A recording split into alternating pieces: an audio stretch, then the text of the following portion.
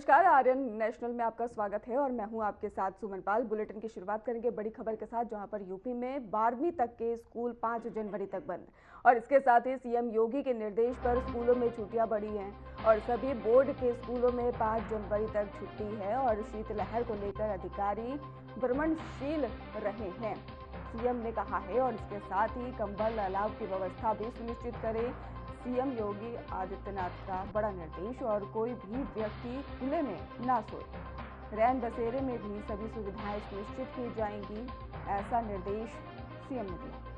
तो उत्तर प्रदेश में ही कड़ाके की ठंड और शीतलहर को देखते हुए मुख्यमंत्री योगी आदित्यनाथ ने बड़ा फैसला लिया है। मुख्यमंत्री के निर्देश पर प्रदेश भर में कक्षा नर्सरी से ही 12वीं तक के सभी स्कूलों में 5 जनवरी तक छुट्टियां बढ़ा दी गई हैं और इसके साथ ही आपको बताते चले कि यह आदेश सभी बोर्डों के ही सरकारी और निजी विद्यालयों पर समान रूप से ही लागू होगा। मुख्यमंत्री योगी आदित्यनाथ ने अधिकारियों को शीतलहर से बचाव के लिए पूरी तरह से सतर्क रहने के निर्देश दिए और उन्होंने कहा है कि सभी अधिकारी भ्रमणशील रहें और इसके साथ ही जरूरतमंद तक राहत सामग्री समय से पहुंचाएं।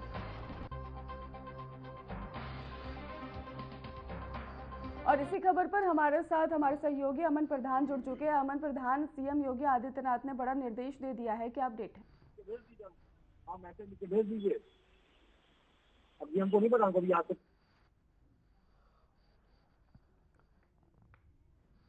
अमन प्रधान, आप तक मेरी आवाज पहुंच पा रही है? जी जी जी सुमन, सीएम योगी आदित्यनाथ ने बड़ा निर्देश दे दिया है, क्या अपडेट है?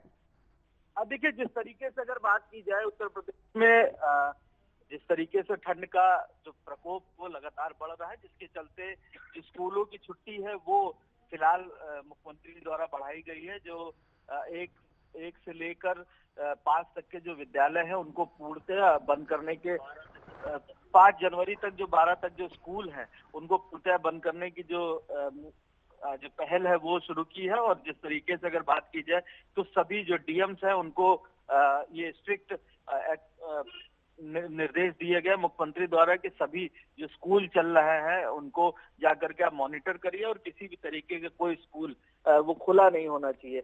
जिसके बाद अगर बात की जाए तो तमाम जो अलाव लगे हुए हैं उनको सुनिश्चित किया जाए कि जहाँ जहाँ पर अलाव लगे हैं वो सही ढंग से और सही समय पे चल रहा है कि नहीं, और जिसमें रैन बसेरे बनाए गए हैं उनको उनकी स्थिति भी जाकर के चेक किया जाए। तो साफ तौर पर मुख्यमंत्री का जो निर्देश है वो सभी तौर से स्पष्ट है कि जितने भी अलाव है या बच्चों की शिक्षा है या तमाम जो रैन बसेरों की व्यवस्था है उन सभी को सुनिश्चित किया जाए और सभी जो अधिकारी हैं वो भ्रमणशील रहे लगातार।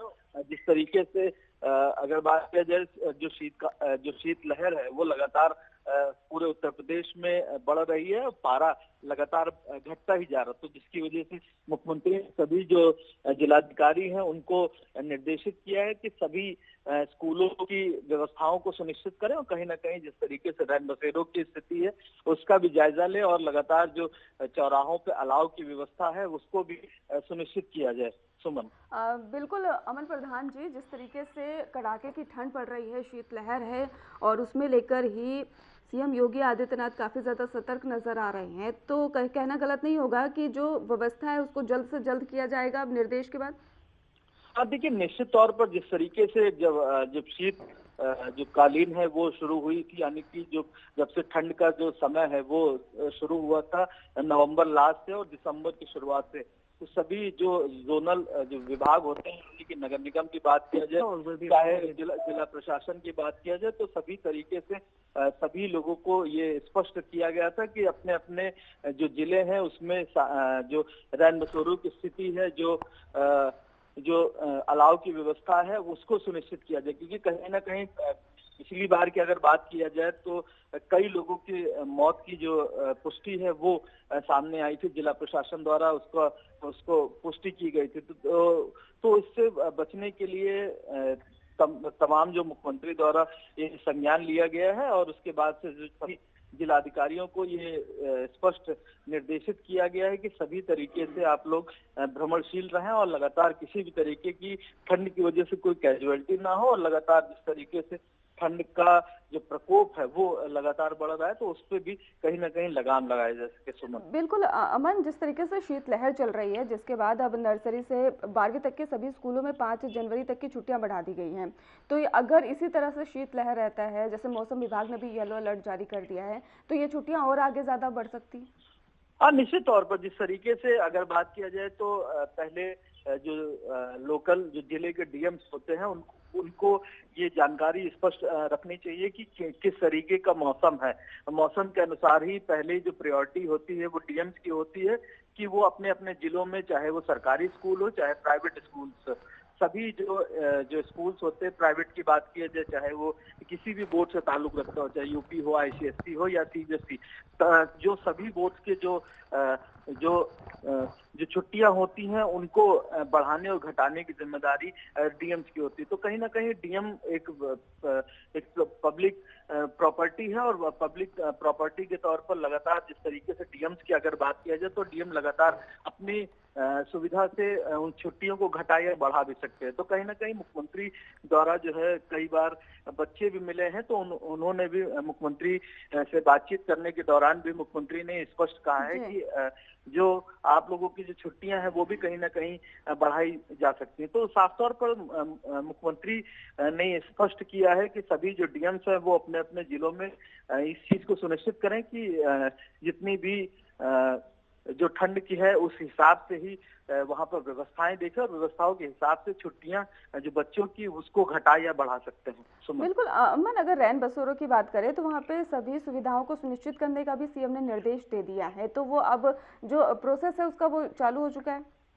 हाँ, देखिए, जिस तरीके से अगर बात किया जाए तो हर जिलों में जो रैन बसेरों की स्थिति है उसका जायजा लोकल बॉडी जिला प्रशासन और नगर निगम भी सुनिश्चित करती है। तो लगातार अगर अलाव की बात किया जाए तो वो अलाव नगर निगम प्रशासन की तरफ से लगाए जाते हैं और उसकी जो निगरानी होती है वो कहीं ना कहीं जिला प्रशासन देखता है। डीएम्स के हाथ पूरी जिम्मेदारी होती है कि उन अलाव को ठीक ढंग से और ठीक समय से जलाया जाए और जो जिस तरीके का अगर रैन बसेरे अस्थायी या स्थायी रूप से बनाए गए हैं तो उन जगहों पे जो हीटर की जो जरूरत है, ब्लोअर्स की जो जरूरत है उसको सुनिश्चित किया जाए। तो कहीं ना कहीं डीएम्स की अगर बात किया जाए खासकर लखनऊ की, तो लखनऊ में साफ तौर पर अगर स्थिति की बात की जाए तो लगातार जो डीएम है वो लगातार भ्रमणशील है और जिस तरीके से अगर बात की जाए रैन बसेरों को स्थायी और अस्थायी रूप से दोनों तरीके से कई रैन बसेरों को लगाया गया, अलग अलग जगहों पर लगाया गया और जो खुले आसमान के नीचे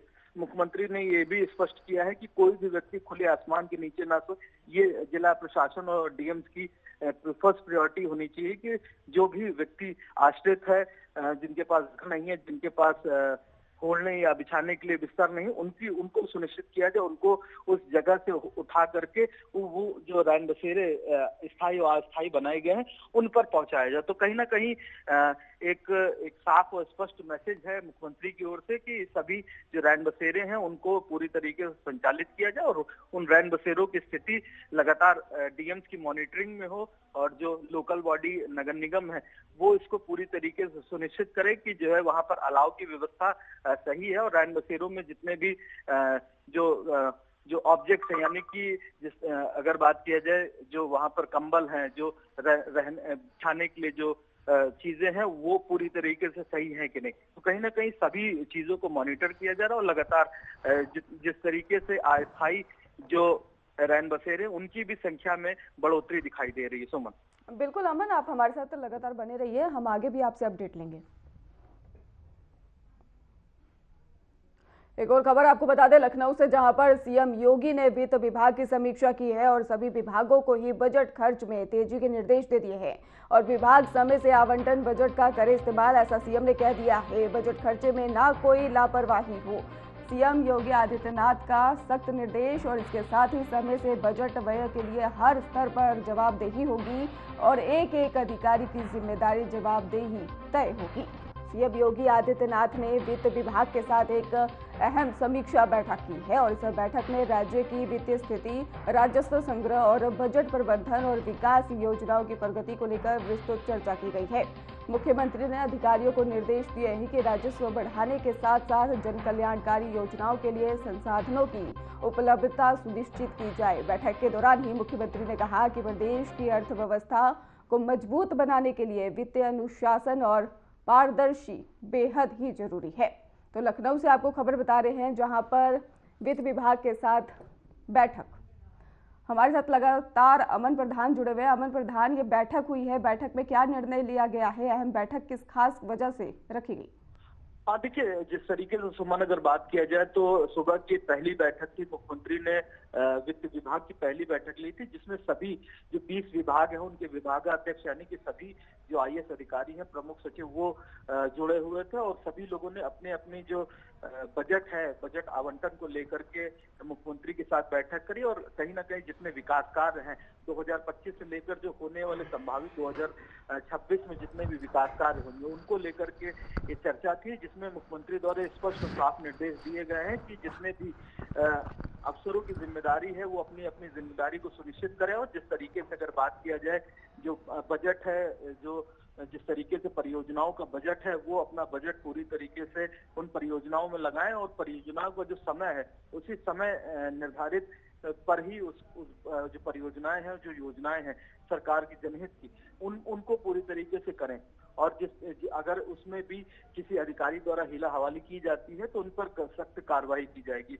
तो कहीं ना कहीं मुख्यमंत्री द्वारा ये सख्त और साफ निर्देश थे कि जिस तरीके से जो परियोजनाएं चल रही हैं उत्तर प्रदेश में या संभावित परियोजनाएं 2026 में जो पूर्ण होंगी उनके लिए जो आवंटन है बजट का वो पूरी तरीके से हो चुका है। अगर आवंटन में बजट आवंटन में कहीं भी कमी लग रही है तो उस बजट का जो बजट है उसको सुनिश्चित किया जाए।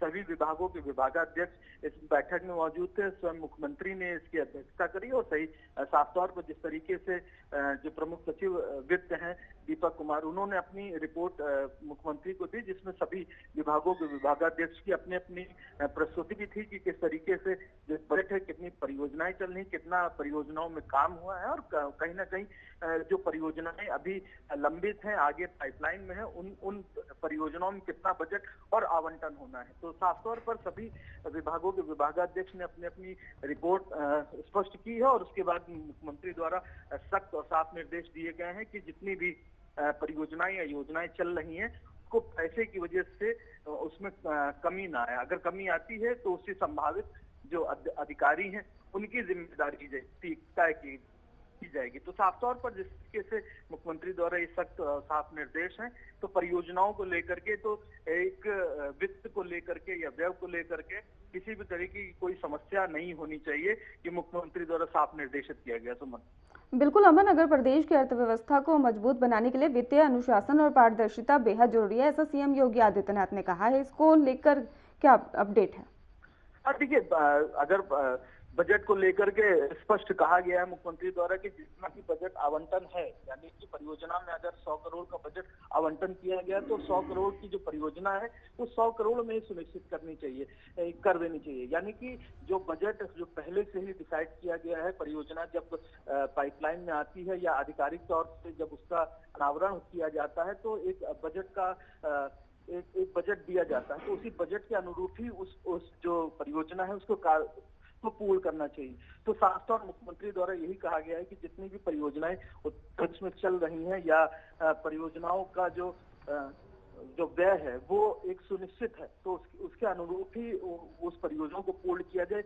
यानी कि जो परियोजनाएं पाइपलाइन में है या परियोजनाएं पहले से चल रही है तो उनका एक पहले से बजट आवंटन किया गया है विभाग द्वारा, उसी बजट के आवंटन के अनुरूप ही इस पूरी परियोजनाओं को पूर्ण कराने की जिम्मेदारी भी उन सभी अधिकारियों की, सभी प्रमुख सचिव को की है। तो साफ तौर पर सभी जो बजट का आवंटन है उसके लिए मुख्यमंत्री द्वारा साफ निर्देशित किया गया है कि जो बजट आवंटन है उनके अनुरूप ही जो परियोजना है उनको पूर्ण। अमन, सीएम योगी आदित्यनाथ ने साफ कह दिया है कि बजट खर्च में ना कोई लापरवाही नहीं होनी चाहिए, तो इसको किस नजरिए से देखा जाए? वो काफी ज्यादा सतर्क नजर आ रहे हैं और इसके साथ ही उन्होंने ये भी कहा कि एक एक अधिकारी की जिम्मेदारी होगी, जवाबदेही तय होगी।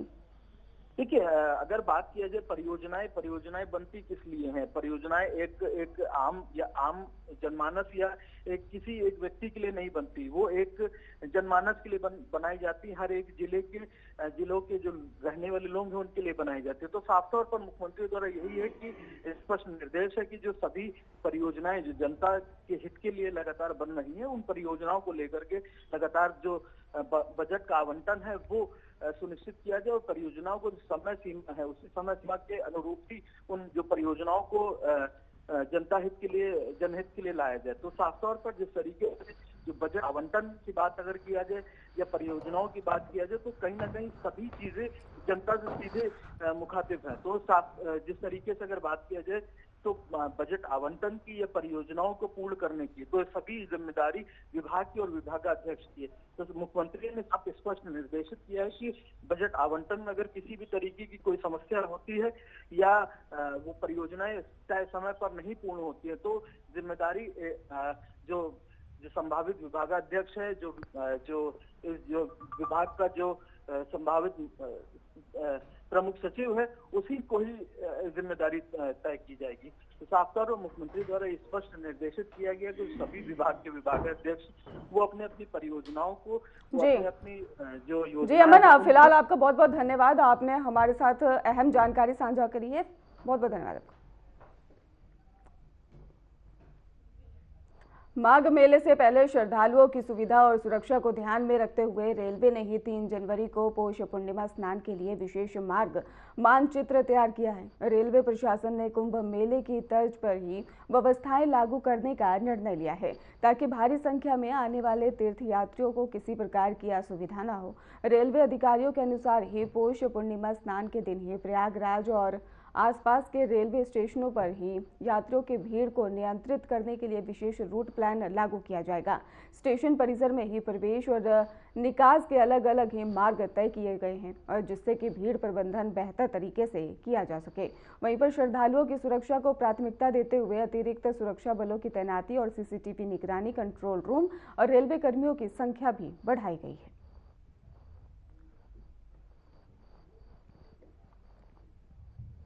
एक और बड़ी अपडेट आपको बता दें, जहां पर 1400 करोड़ के स्मारक घोटाले की जांच तेज कर दी गई है। 2014 में विजिलेंस में ही एफआईआर के आधार पर जांच और एलडीए के तत्कालीन अफसरों पर कार्रवाई होगी। तो अधीक्षक अभियंता चीफ पर कार्रवाई होगी। कमिश्नर विजय विश्वास पंत ने ही दस्तावेज मांगे हैं। 2007 से 2011 के बीच में हुआ था ये घोटाला। तो बड़ी अपडेट सामने आई। उत्तर प्रदेश में 1400 करोड़ रुपए के स्मारक घोटाले की जांच एक बार फिर से तेज हो गई है। वर्ष 2014 में ही विजिलेंस में दर्ज एफआईआर के आधार पर मामले की गहन जांच की जा रही है। ये घोटाला वर्ष 2007 से ही 2011 के बीच में लखनऊ और नोएडा में बनाए गए भव्य स्मारकों से जुड़ा बताया जा रहा है। सूत्रों की माने तो स्मारकों के निर्माण में ही पत्थर खरीद के दौरान बड़े पैमाने पर वित्तीय अनियमितताएं भी की गई थी। तो इस मामले में ही एलडीए और उत्तर प्रदेश राज्य निर्माण निगम के अधिकारियों की भूमिका जांच के घेरे में है। जांच पूरी होने के बाद ही एलडीए के तत्कालीन अफसरों पर बड़ी कार्रवाई तय मानी जा रही है। मामले की गंभीरता को देखते हुए कमिश्नर विजय विश्वास पंत ने संबंधित विभागों से सभी जरूरी दस्तावेज भी तलब किए। तो बड़ी अपडेट सामने आई।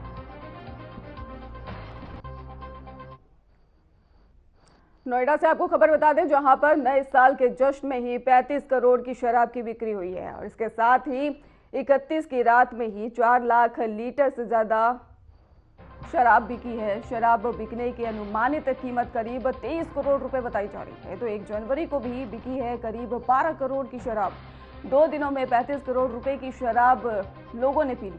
तो नए साल के जश्न में ही नोएडा में शराब की बिक्री ने सभी रिकॉर्ड तोड़ दिए हैं।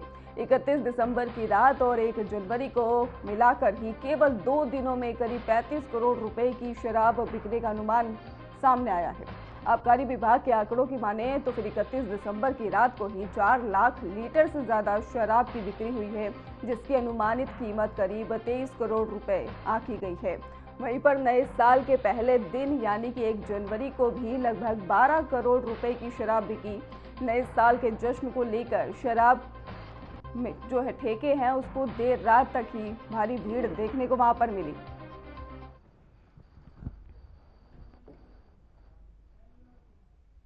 तो आपको बता दें, नोएडा में शराब बिक्री को लेकर अपडेट सामने आई, जहां पर रिकॉर्ड सारे टूट गए हैं शराब बिक्री के लेकर। जनपद में राष्ट्रीय सड़क सुरक्षा अभियान का भव्य शुभारंभ किया गया और जिलाधिकारी धर्मेंद्र प्रताप सिंह ने जनवरी माह में चलने वाले सड़क सुरक्षा माह का आगाज करते हुए आमजन को सुरक्षित जीवन का गुरु मंत्र दिया। कार्यक्रम का ही आयोजन अटल ऑडिटोरियम में ही किया गया और जहां पर बड़ी संख्या में छात्र छात्राएं और अधिकारी मौजूद रहे। इस अवसर पर ही जिलाधिकारी ने सड़क सुरक्षा से जुड़े स्लोगन के माध्यम से विद्यार्थियों को नियमों के पालन की शपथ दिलाई। उन्होंने कहा है कि मोबाइल फोन का प्रयोग करते हुए वाहन चलाना और सीट बेल्ट और इसके साथ ही हेलमेट ना पहनना सड़क दुर्घटनाओं का बड़ा कारण बनता है, इसलिए सभी लोग यातायात नियमों का अनिवार्य रूप से पालन करें।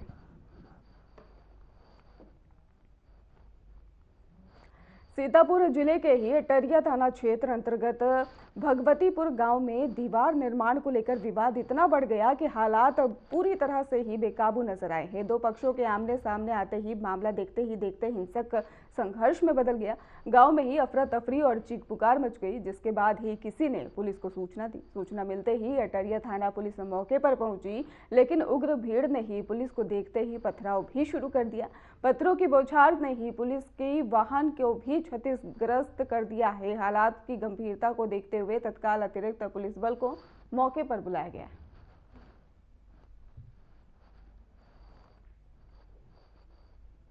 देर शाम को एक सूचना आई थी कि दो पक्षों के बीच में आपस में मारपीट हो रही है और उसमें तत्काल जो हमारी वहाँ संबंधित पीआरबी जो मौके पे गई, इन लोगों द्वारा पुलिस के ऊपर भी कुछ पत्थर फेंके। उसमें से एक पत्थर पुलिस की गाड़ी के शीशे पे लगा था।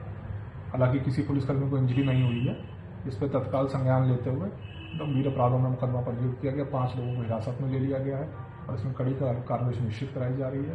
पूरे घटनाक्रम में जो लोग भी शामिल थे और जो अभी वांछित चल रहे हैं उनके ऊपर भी कठोर कार्रवाई करी जाएगी। सहारनपुर पुलिस ने नववर्ष के अवसर पर आमजन को बड़ी राहत देते हुए एक सराहनीय पहल की है। आपको बता दें कि जनपद पुलिस ने ही ECIR पोर्टल की मदद से ही गुम और चोरी हुए कुल 172 मोबाइल फोन बरामद कर उनके वास्तविक मालिकों को वापस सौंप दिया है। बरामद किए गए इन मोबाइल फोन की अनुमानित कीमत करीब 51 लाख रुपए बताई जा रही है और इस संबंध में सहायक पुलिस अधीक्षक सिमरन सिंह और SP ग्रामीण सागर जैन ने प्रेस वार्ता कर इसकी जानकारी दी। उन्होंने बताया है कि नववर्ष के मौके पर विशेष अभियान चलाकर उन मोबाइल फोन को ट्रेस किया गया था और जिसके बाद ही जिनकी शिकायतें जो मिली हुई थी और ECIR पोर्टल पर ये शिकायतें दर्ज की गई थी, तकनीकी सहायता के जरिए मोबाइल की लोकेशन ट्रैक कर पुलिस टीम ने इन्हें बरामद कर लिया है और उनके मालिकों को सौंप दिया। सहारनपुर पुलिस ने बहुत अच्छा काम किया है। हमारे सर्वेलेंस सेल ने CEIR पोर्टल करके एक पोर्टल है, उसके माध्यम से हमने 172 मोबाइल फ़ोन्स रिकवर किए हैं, जिनकी कुल कीमत मिला के 51 लाख रुपए की है। और आज इस मौके पर हम ये सारे मोबाइल्स जो रिकवर किए हैं वो हम जनता को वापस लौटा रहे हैं। कौन कौन से मोबाइल थे? गुम हुए मोबाइल थे, चोरी हुए मोबाइल थे, किस तरह के मोबाइल? ये अलग अलग कैटेगरी के मोबाइल्स थे। कुछ मोबाइल्स चोरी के भी थे, कुछ मोबाइल्स गुम भी हुए थे। ये अलग अलग तरीके के सारे मोबाइल फ़ोन्स की जो भी रिकवरी हुई है वो आज हम सबके सामने जनता को वापस कर रहे हैं। मैं दिल्ली रोड न्यू आवास विकास शाकुंभरी देवी मवी क्लास से मैं रहती हूँ और मैं सर मेरा फ़ोन चोरी हुआ था पिछली दिवाली पे। मैं घर की सफाई कर रही थी तो बाहर ऐसे ही बातचीत करते हुए मैंने बाहर रख दिया, तो जो वहाँ पे किराएदार रहते थे तो उन्होंने मेरा फ़ोन उठा लिया था। मैंने बहुत कहा कि मेरा फ़ोन दे दीजिए, मैं तुम्हें पैसे भी दे दूँगी, लेकिन किसी मतलब इंसानियत नाम की कोई चीज़ ही नहीं है बिल्कुल भी। फिर मैंने थाने में मैंने अपना प्रार्थना पत्र दिया और फिर ऑनलाइन भी मैंने कंप्लेन की थी।